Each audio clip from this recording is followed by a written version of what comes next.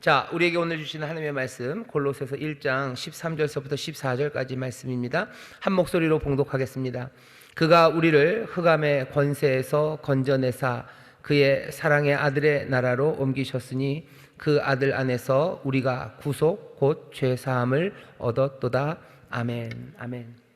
지난주에 말씀드린 것처럼 여기 13절 14절은요 앞에 기도의 내용에 붙어 있는 겁니다. 어떤 식으로 붙어 있냐면요 바울이 감사한다고 그랬죠. 기억나십니까?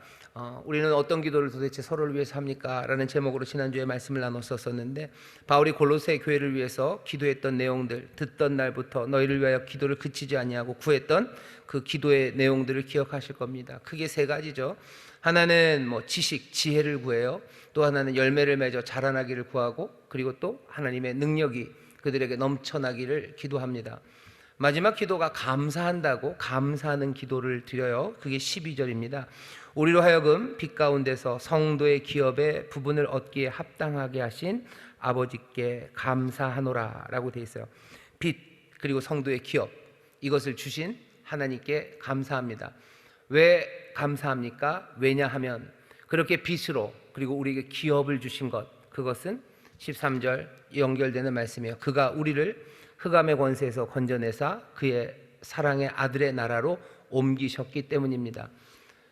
나라를 옮기셨어요. 나라를 옮기셔서 우리가 얻게 된 건 12절에 빛이었습니다. 그리고 기업이었어요. 빛의 나라로 옮겼다는 건 그 전의 나라는 암흑이었다는 거죠. 어둠에서 빛의 나라로 옮기셨고, 기업이 있으니 그 전에는 기업이 없는 사람입니다. 기업이 없는 사람은 누구죠? 누구냐 하면은 뭐라 그래야 되나, 삶의 기반이 없는 사람들이에요. 노예들입니다. 노예들은 삶의 기반이 없어요. 우리나라도 조선시대가 시작되면서요 사람들에게 땅을 나눠줍니다. 왜냐하면 땅이 있어야지 농사 짓는 사람들한테 경자유전 그래가지고요, 그 조선시대 법이 지금까지도 쭉 이어져 내려옵니다. 그래서 우리나라에서 밭보다는 답이죠. 논을 가진 사람들은 항상 농사를 지어야 돼요. 농사 짓지 않는 사람들은 일단은 법적으로 기준이 그렇습니다. 농사 짓지 않는 사람들은 논을 가질 수가 없어요. 그러니 논을 가지려면 농사를 지어야 되는데 그게 잘 안 되죠. 그러니까 사람들이 논을 사고 나서 농사를 짓는다고 신고들을 합니다. 그러다 보면 국회의원들 되고 국무위원들 될 때 농지법을 어겼네 안 어겼냐 하는 이야기들이 다 그런 이야기입니다. 우리가 기업이 없었고요, 그리고 우리가 빛이 없었어요. 하지만 하나님이 우리에게 빛을 주시고 기업을 주셨는데, 그냥 우리에게 빛 하나를 후라시 하나를 우리 주머니에 쓱 찔러 넣어 주신 거 아니고요. 그리고 어떤 기업이 되는 뭐라 그래야 되나요? 그 기업증, 사업 허가증을 우리 손에 주신 게 아닙니다. 우리에게 빛과 기업을 주신 방식이 오늘 13절에 있는 말씀이에요. 우리를 흑암의 권세에서 건져내사 그의 사랑의 아들의 나라로 옮기셨어요. 아예 나라를 옮기셨습니다. 오늘 설교의 제목이요, 이제 다른 나라에 우리가 삽니다. 우리의 삶이 어떤 삶인지 다시 한번 잘 보셔야 돼요. 우리가 전에는 흑암 가운데 있었지만 이제는 빛의 아들이 되었다라고 할 때, 빛의 아들이 되었다는 게 도대체 무슨 말일까? 빛을 우리가 가졌다는 게 무슨 말일까? 여러 가지로 설명할 수 있지만 오늘 바울은 다른 나라로 옮겼답니다. 이 이야기를 그냥 대놓고 훅 하고 하는 이유는, 어쩌면 골로새 사람들도 이 일을 알 거라고 생각하고, 아니 알아야 된다고 생각합니다. 왜냐하면 적어도 바울 유대인들에게는 이 말이 무슨 말인지 그냥 한 번에 오는 감이 있어요. 뭐냐면 출애굽기입니다. 모세오경 중에서 어쩌면 제일 핵심이 되는 곳은 창세기라고도 말하시는 분도 있고 신명이라고 말하시는 분도 있지만, 사실은 누가 봐도 출애굽기입니다. 출애굽기의 이야기가 다른 이야기가 아니죠. 하나님의 백성들이 전에는 어둠의 흑암의 나라에 있었어요. 흑암의 나라에 있었던 이 사람들을 하나님께서 은혜로 자유의 나라, 기업이 있는 나라, 그 나라로 옮깁니다. 애굽에서 가나안으로 옮기는 이야기, 그 이야기를 기억해야 합니다. 분명히 그 이야기를 안다고 생각하는 거예요. 그 안다고 생각하면서 이 말씀을 하는 겁니다. 어둠의 땅, 흑암의 군주들이 있죠. 반지의 제왕에 나오나요? 반지의 제왕에서 흑암의 군주가 사우론인가요? 사우론. 흑암의 군주가 있어요. 흑암의 군주가 나쁜 이유는요, 흑암의 군주는 늘 가혹하게 통치하죠. 가혹하게 통치하고요, 삶을 엉망이 되게 만듭니다. 애굽에서 좋은 고기를 먹고 마늘 먹고 쑥 먹고 또 향신료들 먹고 어쩌면 광야나 가나안에서보다 훨씬 더 화려한 음식들을 먹을지라도 애굽의 삶이 제대로 된 삶이 아닌 것은 그곳에 사울온 흑암의 군주가, 가혹한 통치자가 다스리기 때문입니다. 하나님께서는 가혹한 통치자 아래에 있는 그 애굽에서 이 사람들을 가나안 땅, 자유의 땅으로 옮기셨어요. 여기 흑암에서 빛으로 옮기셨습니다. 그래서 하나님 앞에 감사를 드리는 거죠. 나라를 옮겼다는 이야기가 중요한 이유는 이제 전혀 다른 환경에서 살게 되었다는 겁니다. 우리에게 빛을 달라고 바울이 기도하지 않아요? 그렇죠? 골로새 성도들을 위해서 기도할 때 하나님, 우리 골로새 성도들에게 빛을 주시고 우리 골로새 성도들에게 기업을 주시라고 기도하지 않아요. 이미 빛을 주셨고 그리고 이미 기업을 주신 하나님께 감사를 하고 있는 겁니다. 기도하는 일에 감사의 기도를 드리는 이 맥락을 우리가 좀 기억을 해야 합니다. 여러분들은 뭘 구하십니까? 어쩌면 구하지 않아야 될 것들을 구하실 때도 있어요. 이미 우리의 것인데 우리가 그것들을 구하는 게 있지 않나. 우리를 다른 나라로 옮겨달라고 여러분들 기도하지 마셔요. 기도 안 하셔도 됩니다. 오늘 이 말씀을 보면 이미 예수 그리스도를 믿음으로 하나님의 자녀가 된 사람들은 다른 나라로 옮겨진 사람들입니다. 오늘 설교의 제목이에요. 우리는 이제 다른 나라에 삽니다. 여러분들은 애굽에 살지 않아요. 여러분들은 가나안 땅에 삽니다. 흑암 아래 살지 않아요. 빛 가운데 삽니다. 포악하고 가혹한 군주 아래서 살지 않아요. 평강의 왕 그리고 지혜로 다스리는 그분의 나라에 삽니다. 우리가 살고 있는 나라가 정말로 주님이 다스리시는 나라, 빛의 나라, 자유와 기업이 있는 나라임을 기억하시면 삶의 모습이 달라질 수밖에 없습니다. 삶의 모습이 어떻게 달라져요? 끝까지 소망할 수 있습니다. 주위에서 둘러보는 건 여전히 흑암인 것 같은데요, 여전히 사악한 군주 사울온이 다스리는 것 같고 여전히 우리는 자유가 없이 사는 것 같은데요 라고 생각이 들 만큼 우리 주변에 펼쳐지는 일들이 말도 안 되는 일들이 벌어져요. 하지만 오늘 이 기도를 기억해 주셔요. 이미 우리를 흑암의 나라에서 빛의 나라로 옮기셨습니다. 사랑의 예수, 사랑하는 아들의 나라로 우리를 옮겨 놓으셨어요. 그러니 세상이 아무리 이상하게 보여도 우리가 살고 있는 이 나라는 다른 나라입니다. 적어도 예수 믿는 사람들은 그런 사람들입니다. 여러분들의 삶이 여기 망한 땅이라고 생각이 될 만큼 정말로 하찮은 생각들과 그리고 우스운 사람들이 우리 주변에 가득해서 이게 뭔가 세상은 어둠이다 라고 그냥 결론 지을 수밖에 없을 때가 참 많을 겁니다. 하지만 그때마다 적어도 예수 그리스도를 믿는 사람들, 그들을 이미 하나님께서 우리를 다른 나라로 옮기셨어요. 다른 사람들, 아직 믿지 않는 사람들은 그 나라에 여전히 사는지 모르겠습니다. 하지만 우리가 사는 이 땅은 어떻게 그게 말이 됩니까? 그들과 우리가 같은 나라를 사는 거 아닙니까?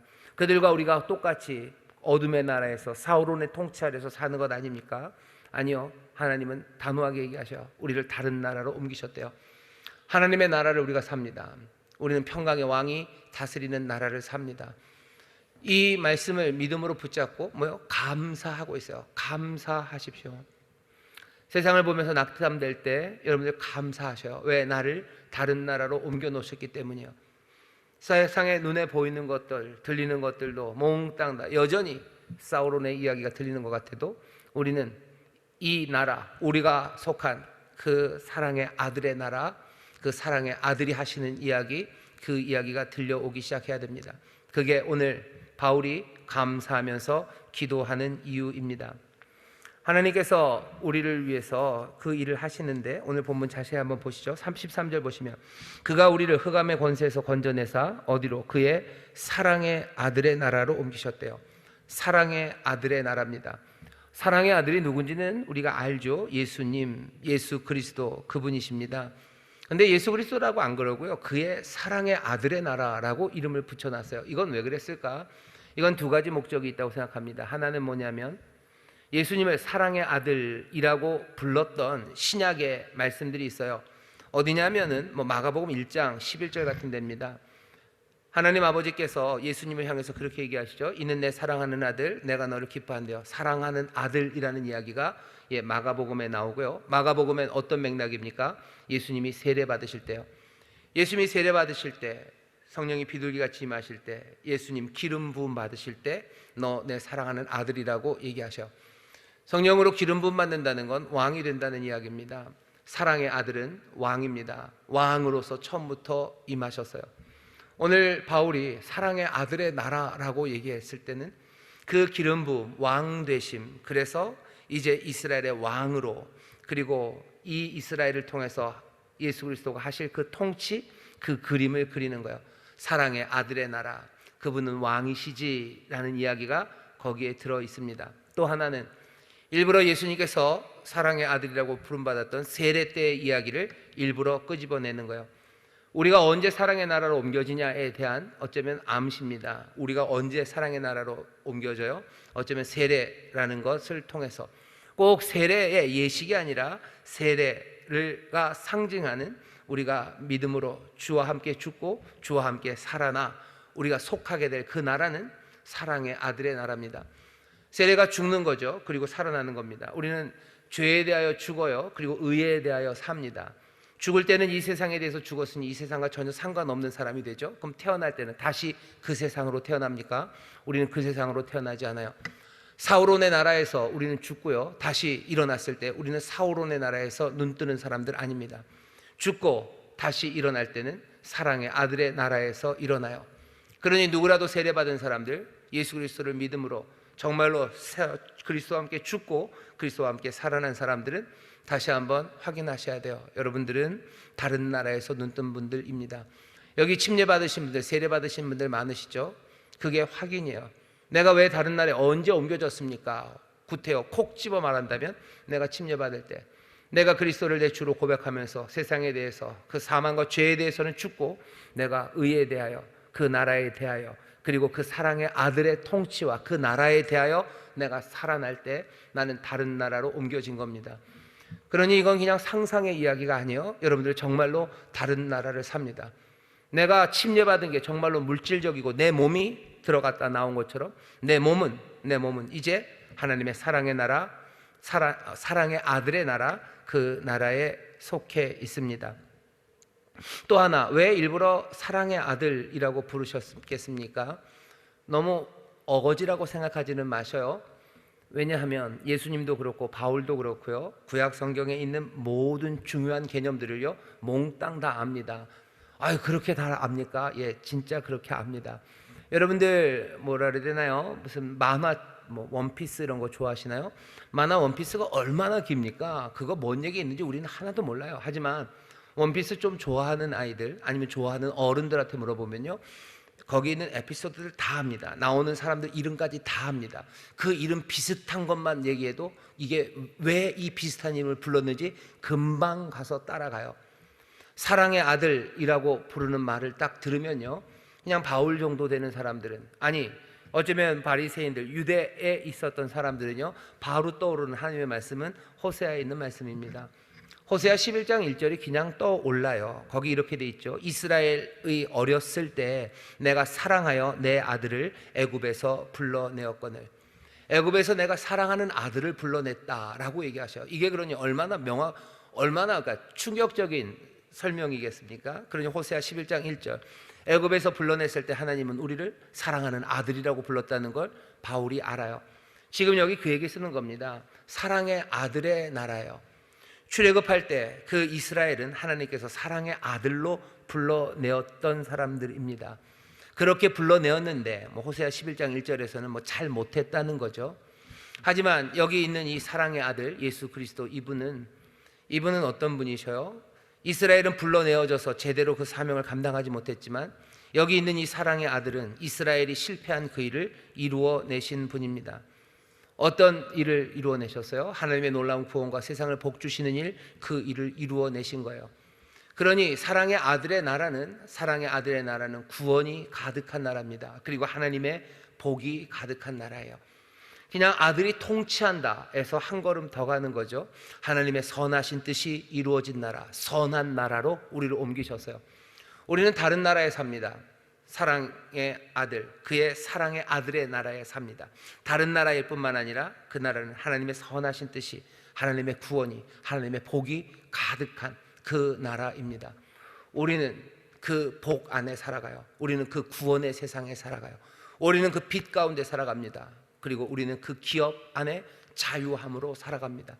세상이 뭐라고 하든지 간에 오늘 우리에게 주시는 말씀이요, 골로새 사람들, 특별히 이제 막 믿기 시작한 사람들은 자기들에게 어떤 일이 이루어지고 있는지, 우리에게 어떤 일이 벌어졌는지 알아야 됩니다. 오늘 이 밤에 우리들도 다시 한번 우리가 믿음으로 인해서 우리의 삶에 벌어진 사건이 뭔지 보세요. 내가 믿음으로 그리스도의 사람으로 됨으로 나는 다른 나라로 옮겨졌는데, 그 나라는 사랑의 아들의 나라고, 그 나라는 빛과 자유가 있는 나라고, 그 나라는 하나님의 모든 복주심과 그리고 구원이 가득한 나라입니다. 그러니 지금은 세상을 살면서 구원이 없다고 얘기하지 마셔. 구원이 있습니다. 우리의 삶이 구원됩니까? 예, 구원됩니다. 이 땅에는 복이 있습니까? 예, 복이 있습니다. 이 땅에는 빛이 있습니까? 예, 빛이 있고요, 가득하고요. 그리고 이 땅에는 자유가 있습니다. 그러니 빛 가운데 사셔요. 그러니 자유함으로 사셔요. 그러니 하나님의 구원을 누리고 구원을 선포하고 구원을 위해서 달려나가며 사십시오. 또 이 나라는 하나님의 복이 가득한, 이스라엘이 실패해서 가져다 주지 못한 복이 사랑의 아들을 통하여 이제 그 복이 임했으니 하나님의 복, 그 복을 누리며 사셔. 하나님의 선하심과 하나님의 가져다 주시는 놀라우신 샬롬의 풍성함을 여러분들 누리며 사십시오. 없는데 어떻게 누립니까? 없지 않습니다. 여기는 하나님께서 우리를 옮겨 놓으신 다른 나라입니다. 그 나라에서는 씨 뿌려도 아무것도 안 나올지 몰라도 이 나라는 씨 뿌리면 열매가 나오는 나라입니다. 눈물로 씨를 뿌려야 될지 모르고 씨 뿌리고 기도로 오래 기도해야 될지 모르겠지만 분명히 이 나라, 우리가 속한 이 세상은 하나님의 구원과 복 그리고 빛과 자유함이 가득한 나라입니다. 여기에서 꼼짝 못해서 우리는 의를 향해서 갈 수 없다고, 의로운 일들, 소망찬 일들에 우리는 나아갈 수 없다고, 그럴 자유가 없는 세상이라고 사람들이 말할지 몰라도 아니요, 여긴 빛과 자유가 있는 곳, 빛을 향해서 의를 향해서 내가 움직일 수 있는 자유가 우리 가운데 있는 나라입니다. 믿음으로 옮겨진 나라에 사는 사람들답게, 다른 나라에 사는 사람들답게 여러분들의 몸을, 여러분들의 삶을 그 나라에 합당하게 움직여 가셔야 합니다. 그게 바울이 이 사람들을 생각하며 하나님 앞에 감사하는 거예요. 얼마나 감사합니까? 예수를 믿기 시작함으로 골로새 사람들은 이제 다른 나라를 살기 시작한 거죠. 이 사람들은 빛 가운데 살기 시작하고, 이 사람들은 자유함으로 움직이기 시작하고, 하나님의 복과 구원 그것들을 누리며 그것들을 전하며 또 사람들을 그리로 인도하며 살아가요. 그러니 감사합니다. 일은 이루어지기를 바라는 게 아니요, 감사하는 겁니다. 왜? 이미 이루어졌기 때문입니다. 여기 있는 사랑하는 성도 여러분들, 여러분들의 삶 가운데 이 다른 나라로 옮기시는 출애굽의 일이 이루어졌어요. 하나님의 백성들은 지금 애굽에 있지 않습니다. 애굽에 있는 자들을 하나님이 건져내셔서 약속의 땅, 사랑의 아들의 나라로 옮겨 놓으셨습니다. 내가 어디에 있는지, 정말로 내가 어느 나라를 사는지 분명하게 확인하시고 그 빛과 그 자유 그리고 그 놀라운 구원과 복을 따라 힘차게 살아가시기를 주의 이름으로 축원합니다. 그 다음 이야기는요, 비슷한 연결된 이야기입니다. 그 아들 안에서 우리가 구속 곧 죄 사함을 얻었도다. 다른 나라로 갔다고 하더니 또 감사하는 이유가요, 그 아들 안에서 우리가 구속 곧 죄 사함을 얻었대요. 죄 사함을 얻은 걸 감사합니다. 감사할 만하죠. 그렇죠? 죄를 사해 주셨으니 얼마나 감사합니까? 앞에 그렇게 설명했어요. 구속 곧 죄 사함이라고 돼 있죠. 구속이라는 건 영어로는 리뎀션입니다. 속량한다는 거예요. 구속할 때 구속이 잡혀간다는 그런 구속 아니고요, 구해내요. 속이라는 게 그 값을 치르는 겁니다.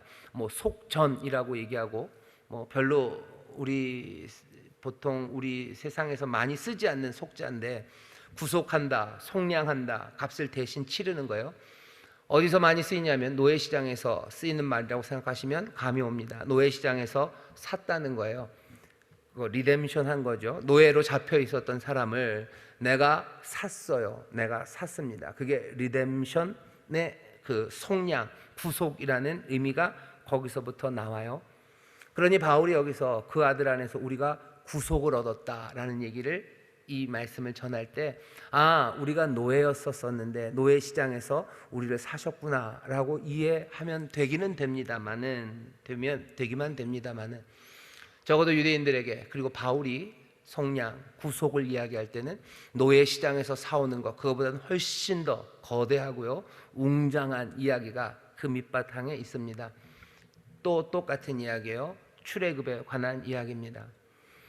바로의 나라에서부터 우리를 건져내신 거예요. 우리를 구속하셨어요. 우리를 구속하셨어요. 바로의 나라에서, 애굽에서 우리는 노예였었죠. 하지만 주께서 우리를 구속하신 그 구속함처럼 이른 그 아들 안에서 우리가 구속을 받았어요. 우리라는 얘기는 1차적으로는 바울입니다. 유대인이에요. 그때 출애굽할 때 구속받은 것처럼, 그때 속량 받으신 것처럼 지금도 그리스도 안에서 우리가 뭐 해야 됐다는 거예요? 속량, 구속을 받았다는 겁니다. 그런데 뭐라고 얘기해요? 그 구속이 죄사함이랍니다. 오늘 집중해야 되는 건요, 이 죄사함을 이 뒤쪽으로 연결해야 돼요. 죄사함이 뭐래요? 구속이랍니다. 앞에 생각하는 구속은 뭐예요? 출애굽이었어요. 그럼 출애굽과 죄사함이 어떻게 연결됩니까? 죄사함이라는 개념을 확장시키셔야 돼요. 죄를 사하셨다는 건 우리가 뭔가를 잘못했을 때 양심에 꺼림직했던 것, 그것들을 좀 풀어주시는 것. 내가 죄로 인해서 묶여있던 것, 거기서 조금 안도를 하는 거죠. 그것 때문에 벌 안 받는다. 너 그러니 양심에 너무 아파하지도 말고 그것 때문에 힘들어하지 말아라. 네 죄를 사했다라는 의미에서 그치지 않아요. 왜? 구속, 곧 죄사함이라고 말하기 때문입니다. 죄를 사하신다는 얘기는 그냥 우리의 양심을 좀 가볍게 해주셨다는 그 이야기로 이해하면 안 됩니다. 바울이 지금 감사하는 건 예수 안에서, 그리스도 안에서 우리를 구속, 곧 죄를 사하셨기 때문이에요. 우리 찬송에 죄사함의 찬송이 참 많습니다. 여러분들 그 죄사함의 찬송을 그냥 내 양심을, 내 마음을 조금 가볍게 해주는 거다라고 생각하면 그것도 나쁘지는 않지만 어쩌면 죄사함이라는 것의 의미가 갖고 있는 그 거대함을 놓치는 게 됩니다. 죄를 사하신다는 건 뭐예요? 그냥 양심을 가볍게 하는 게 아니라요, 새 출발하게 하는 겁니다. 구속한다고 생각해 보세요. 노예시장에서 나를 샀어요. 그러면 이 노예는 이제 새 인생이 시작이 되는 거예요. 새 인생이 시작됩니다. 그냥 풀려나서 끝나지 않아요. 노예시장에서 뭔가를 사면요, 이 노예는 어디론가 갑니다. 어디론가 가요. 죄를 사했다는 건 내 양심에 있던 무거운 것들을 그냥 훅 떨어뜨려 놓고 여기 머물러 있는 것처럼 생각이 되지만 아니요, 구속과 연결시키라는 거죠. 그러면 죄사함은 그냥 양심을 가볍게 하는 걸 넘어서 움직임이에요. 게다가 이 구속이라는 말이 바울이나 아니면 이 성경을 잘 아는 사람에게는 어쩔 수 없이 그 웅대했던 출애굽과 연관된다면, 죄사함은 뭐예요? 출애굽과 연관시켜서 이제 새롭게 뭘 향해서요? 새로운 땅을 향해서 움직이는 움직임이 됩니다. 움직일 수 있는 이유는 뭐죠? 이 죄사함이 우리의 양심에 관한 내적인 문제뿐만 아니라요, 우리의 삶을 묶고 있는 모든 그 쇠사슬을 끊었기 때문에 우리를 움직이게 하시는 거예요. 예수님께서 십자가에서 돌아가실 때 우리의 죄를 사하셨는데 그 죄 사하심이 우리에게 양심에 좀 가볍게, 양심을 시원하게 해주신 것, 그것으로 끝나지 않으셔요. 예수님이 십자가에 사신 일은 그 죄를 청산하시며 죄의 모든 권세들을 몽땅 다 꺾어 버리신 겁니다. 이게 왜 중요합니까? 그냥 죄사함, 그리스도 안에서, 그의 안에서 받는 우리의 죄사함이 우리의 양심을 조금만 가볍게 하는 거라고. 그러면 또 여전히 그 쇠사슬이 남아있는 거라면 뭐랑 비슷해요? 스프링이랑 비슷해요. 그냥 이렇게 당겨 놓는 거죠. 괜찮다가, 죄사함 괜찮아요. 그러다가 또 시간이 지나면 제자리로 팡 하고 갑니다. 예수님이 하시는 죄사함은 뭐예요? 이 죄의 스프링을 끊어 버리신다는 거예요. 해방이 없는 죄 용서, 그건 사실은 슬프고 거짓됩니다. 죄를 용서해봤자 그 죄에서 해방이 되지 않았는데 다시 그 죄로 들어갈 텐데, 스프링은 끊어지지 않았는데 여전히 스프링은 탄성이 빵빵한데, 탄성 한계를 지나서 뭔가 늘어진 스프링이 돼야 되는데 아니요, 죄의 힘은 여전히 강성한 상황에서 죄를 사하셨다는 것. 스프링은 여전히 팽팽한데 한번 늘려놨다는 것, 그것이 무슨 의미가 있어요? 다시 그 자리로 팡 하고 들어갈 뿐입니다. 예수님 그의 안에서의 죄사함은 뭐예요? 구속입니다. 구속, 곧 죄사함을 우리가 얻었다고 얘기해요. 예수 그리스도의 보혈이 나를 씻겼다는 것에 대해서 여러분 다시 한번 생각하셔. 예수 그리스도의 보혈이 나를 씻긴 건 내 마음을 그냥 가볍게 줬다는 게 아니라 죄를 사하심으로 내 모든 삶에 얽어매고 있는 죄의 그 단단한 사슬을 끊어내셨다는 거예요. 출애굽입니다. 나왔다는 거예요. 나와서 약속의 땅으로 옮기셨다는 거예요. 같은 말입니다. 죄사함 받은 사람들 즐거워하십시오. 그냥 한 번 용서받고 한 번 마음이 상쾌해서, 아니요, 우리를 죄의 그 압제와 그리고 그 팽팽한 힘에서 끊어내시고 우리에게 다른 삶을 주셨다는 이야기예요. 죄사함은 무엇으로 받습니까? 십자가를 통해서 받아요. 십자가 보혈을 통해서 받습니다. 십자가 우리의 죄를 청산하셨을 뿐만 아니라 우리의 원수를 무력하게 만드신 그 자리입니다. 그러니 죄사함은 뭐 에피타이저가 아니에요. 죄사함 받고 뭐 그 다음에 뭐가 있다고 생각하지 마셔. 죄사함이라는 건 진부한 이야기 아니에요. 죄사함이라는 건 우리 내면에 관한 뭔가 심리에 관한 이야기가 아닙니다. 죄사함은 우리의 세상을 바꿔놓는 거야. 내 삶을 바꿔놓는 하나님의 놀라우신 은혜고 우리 주님께서 우리에게 주시는 복된 선물입니다. 그러니 뭐요? 감사하는 거예요. 그러니 감사합니다. 우리도 서로를 향해서 감사해요. 하나님께서 우리에게 주신 은혜에 감사해요. 그리스도를 통해서 우리에게 하신 위대한 일에 대해서 감사해요. 그분은 그 안에서 그리스도 안에서 우리에게 구속 곧 죄 사함을 주셨어요. 여러분들 마음이 가벼워졌을 뿐만 아니라 죄에서 이제는 끊어진 사람입니다. 어둠의 나라에서 기웃기웃대는 사람 아니에요. 어둠의 나라에 그냥 후레쉬 하나 던져줘서 그걸로 어떻게 하는 사람 아니라 우리를 빛의 나라로 옮겨 놓으신 거예요. 노예에게 잠깐 휴가를 주시는 자유가 아니에요. 자유의 나라, 그 기업을 우리에게 주신 겁니다. 우리의 삶을 그냥 가끔씩 오셔서 위로하시고 도우시는 게 아니에요. 여기 그 놀라운 구원과 복이 가득한 그 나라로 옮기신 거예요. 우리를 구속하셨어요. 우리의 죄를 사하셨어요. 그러니 감사합니다. 그리고 감사하십시오. 다시 한번 말씀드릴게요. 이것을 위해서 바울은 구하지 않아요. 이 사람들에게 죄사함을 주시옵소서라고 하지 않아요. 이 사람들에게 다른 나라를 주시옵소서, 빛을 주시옵소서 하지 않아요. 빛, 그 기업에 참여하게 하신 이미 하신 이에게 감사합니다. 다시 한번 오늘 우리도 감사하며 기도하기를 바랍니다. 내 삶을 그렇게 다른 나라로 옮기신 것에 대해서 감사하셔요. 또 여러분들이 사랑하는 사람들의 삶을 예수 그리스도를 믿음으로 다른 나라로 옮기셨음에 감사하셔요. 그리고 또 어떻게 기도해야 되겠습니까? 정말로 아직 믿지 않는 사람들 예수 그리스도를 믿음으로 이 다른 나라에 살 수 있도록, 다른 나라로 옮겨지도록, 구속, 죄사함 받는 이 귀한 은혜를 누리도록 우리가 함께 기도해야 합니다. 다음 주에는요 15절부터 20절까지 꽤 긴 설교가 될 겁니다. 아마 왜냐하면요 이런 일이 그의 안에서 이루어졌죠. 그의 안에서 이루어졌어요. 그리고 사랑의 아들을 통해서 이 일이 이루어졌어요. 그 사랑의 아들, 그리고 바로 그분이 누구신지가, 어떤 분이신지가 15절부터 20절까지 쭉 나옵니다. 그리스도에 관한 이야기예요. 소위 말하는 기독론에 관해서 신약 성경에 있는 가장 중요한 본문들 중에 하나가 15절부터 20절입니다. 한 주에 하기는 쉽지 않을 거라고 생각되지만 정말로 이분 그리스도가 누구신지, 이분이 도대체 누구기에, 이분이 누구기에 우리에게 구속과 죄사함을 주시고, 이분이 누구기에 그분의 그 아들, 그분의 나라로 우리를 옮기신 것이 그렇게 감사할 만한 건지 그리스도에 대해서 우리는 다음 주서부터 좀 더 살펴보게 될 거예요. 하지만 오늘은 여기 이 감사의 이유들, 이 이유들을 기억하면서 우리가 지금 어디에 있는지 하나님의 사람들 다시 한번 확인하시고 그 나라에 합당하게 살 수 있도록 기도하시고 또 그 나라로 들어올 수 있도록 아직 먼 곳에 있는 사람들, 어둠 가운데 있는 사람들, 그 사람들을 위해서 기도해야 합니다. 다시 한번 확인해 주세요. 여러분들 어느 나라에 삽니까? 여러분들은 사랑의 아들의 나라에 살아요. 세상에 누가 뭐라고 그래도 예수 믿는 사람들은 사랑의 아들의 나라에 삽니다. 아이고 우리는 하나님 나라 사는 줄 알았는데요. 질문이 갑자기 생기죠. 그럼 하나님 나라와 그 아들의 나라는 다릅니까? 조금만 설명을 하면 고린도전서 15장에 보시면요, 15장에 보면 그 바울이 살짝 그걸 나누는 것 같아요. 그리스도 그 아들이 다스리는 시간이 있어요. 그리고 그 시간이 온전히 이루어질 때쯤, 세상에 있는 모든 악이 그리스도의 발 아래 다 무릎 꿇을 때쯤, 그때 정말로 온전한 아버지의 나라, 하나님의 나라가 임하는 것처럼 고린도전서 15장 20몇 절인가요? 거기 그런 식으로 설명이 돼 있어요. 그러니 아이고 사랑의 아들의 나라는 낯설어요. 나는 하나님의 나라인 것 같은데요.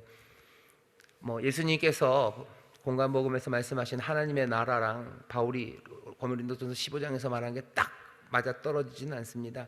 하지만 적어도 교회가 하나님의 나라를, 그리고 그리스도가 다스리시는 그 그리스도의 다스리심을 조금씩 더 생각하면서 생각을 정리한 내용이에요. 여기서 말하는 사랑의 아들의 나라는 그리스도가 지금 다스리시는 이 나라입니다. 이 나라는 하나님의 나라로 완성될 거예요. 구태여 이것을 하나로 말한다면 완성된 하나님의 나라의 전초전 내지는 서막이 지금 열린 겁니다. 우리는 지금 그 세상을 살고 있어요. 우리는 하나님의 나라 삽니까? 예, 하나님 나라 백성입니다. 그냥 말로만이 아니라 정말로 나는 하나님의 나라 삽니다. 나는 대한민국에 살지 않습니다. 나는 어디 삽니까? 나는 사랑의 아들의 나라에 삽니다. 대한민국은 어쩌면 어둡고 거기에는 자유가 없고 거기에는 구속하심과 그리고 복이 없을지 몰라요. 있기를 바랍니다. 하지만 없을지 몰라요.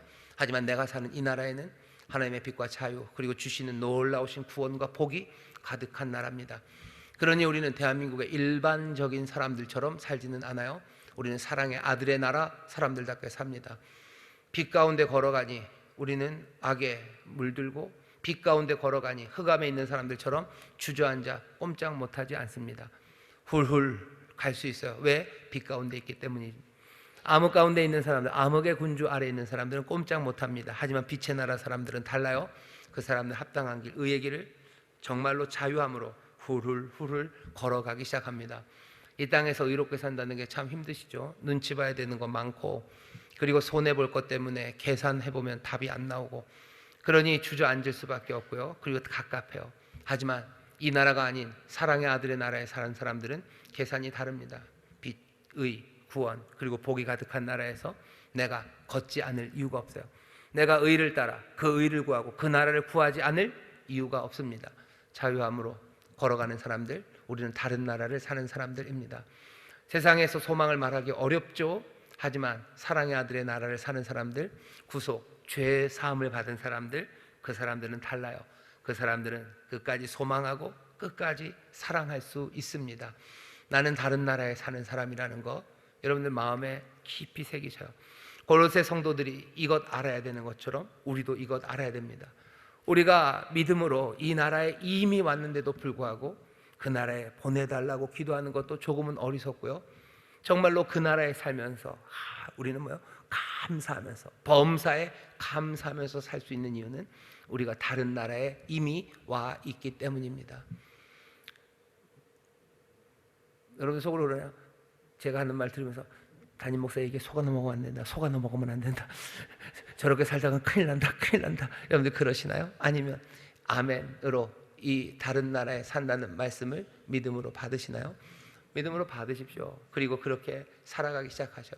그러면서 기도하시고 그러면서 찬송하셔. 그러면서 기뻐하십시오. 우리의 노래가 달라져요. 찬송이 달라져요. 찬송에 뉘앙스가 생기죠. 그죠? 속죄함이라는 그 찬송의 뉘앙스가 달라져요. 죄사함 얻었네 라는 그 찬양의 뉘앙스가 달라져요. 뉘앙스가 달라지고 힘이 달라져요. 색깔이 달라져요. 그리고 같은 노래를 부르면서도 꿈꾸는 것들이 달라져요. 그것이 내 삶의 기쁨의 근원이 됩니다. 그리고 내 삶을 새롭게 만들어낼 수 있는 연료가 되기 시작해요. 우리가 믿음으로 하나님의 말씀을 영접하기 시작했을 때 내 말이, 내 상상이, 내 움직임이 내 삶의 새로운 셈이 되어서요, 내 삶을 바꿔낼 뿐만 아니라 우리의 주변을 바꿔냅니다. 여러분의 주변에 다른 나라를 사는 것 같은 사람들이 있다면 어떨 것 같으셔요? 여러분은 눈 떠집니다. 저도 가끔 많은 사람들이랑 얘기할 기회가 있지는 않지만 아주 가끔 어떤 분들과 이야기할 때가 있어요. 그분들이랑 얘기하다 보면 이 사람은 다른 나라를 사는 사람 같아요. 분명히 슬프고 어려워야 되는 게 맞아요. 그런데도 뭘 공부를 엄청나게 하신 분도 아니에요. 근데도 다른 나라를 사는 사람처럼 말합니다. 그게 무슨 세뇌가 돼서 말하는 게 아니에요. 믿음으로 말해요. 소망 가운데 말합니다. 그리고 그렇게 격려하고 또 그렇게 삶을 성실하게 살아가는 분들이 있어요. 그런 분들 보면 깜짝 놀랍니다. 다른 나라를 사는구나. 정말로 믿음의 격려라는 게 이러는 거구나. 빛으로 산다는 게 이런 거구나. 세상에 소금이 된다는 게 이런 거구나. 다른 나라를 살아감으로 하나님 앞에 영광 올려드리게 돼요. 하나님의 선하신 뜻이 여기 이루어졌어요. 하나님께서 이루신다는 그 약속의 말씀을 하나님이 신실하게 이루고 계셔요. 그게 보여지는 사람들, 다른 나라를 사는 사람들이 우리 주변에 있습니다. 바라는 건 여기 있는 우리 사랑하는 성도 여러분들이 정말로 다른 나라에 속한 사람들답게 다른 나라의 삶의 모습을 보여주셔요. 하나님의 자녀답게 산다는 이야기, 하나님 나라 백성답게 산다는 이야기, 예수 그리스도의 사람처럼 산다는 이야기는 그런 이야기입니다. 다른 나라 사람처럼 살아주셔요. 구속, 곧 죄사함을 받은 사람처럼, 그 죄의 스프링이 적어도 여러분들에게는 끊어진 사람처럼 그렇게 움직이기 시작하시고, 그렇게 격려하시고, 그렇게 기도하시고, 또 그렇게 사람들을 향하여 복된 소식을 선포하는 우리 모두가 되시기를 주의 이름으로 축원합니다. 기도하겠습니다. 하나님, 바울이 감사한 사실을 오늘 이 밤에 있는 우리가 다시 한번 기억하게 하여 주옵소서. 우리를 다른 나라로 옮겨달라고 기도하는 것 아니라 다른 나라로 옮기셨음을 감사하는 기도를 드립니다. 아버지 하나님, 어쩌면 우리가 다른 나라로 옮겨달라고 기도하는 것, 이미 그 일을 행하신 분을 향한 불충일 수 있습니다. 이미 그 나라 우리의 것이니, 주여, 이미 우리 그 나라 백성들이오니, 사랑의 아들의 나라, 그 왕, 그 구원과 복을 이루신 분의 나라, 그 나라에 사는 사람들답게 살아갈 수 있도록 성령님, 우리를 도와주시옵소서. 우리로 정말로 이 말씀 안에서 새 꿈을 꾸게 하시고 새 노래 부르게 하시고, 아버지 하나님, 신앙이 점점 자라갈 때 우리가 부르는 찬송 하나하나가 새 힘이 실리고 새 의미가 더 풍성하게 우리에게 다가오고, 아버지 하나님, 새 감격으로 찬송하기 시작하는 우리들이 되게 하여 주옵시고, 하나님의 말씀을 하나하나 마음에 새길 때마다 깜짝깜짝 놀라며 하나님 앞에 박수치며 아멘할 수 있는 하나님의 귀한 자녀들 되게 하시사, 정말로 이 땅에서 빛의 자녀답게, 아버지 사랑의 아들의 나라에 속한 사람들답게, 죄사함 받은 자들답게 살아갈 수 있도록 성령님 인도하여 주옵소서. 감사드리며 예수님 이름으로 기도하옵나이다. 아멘.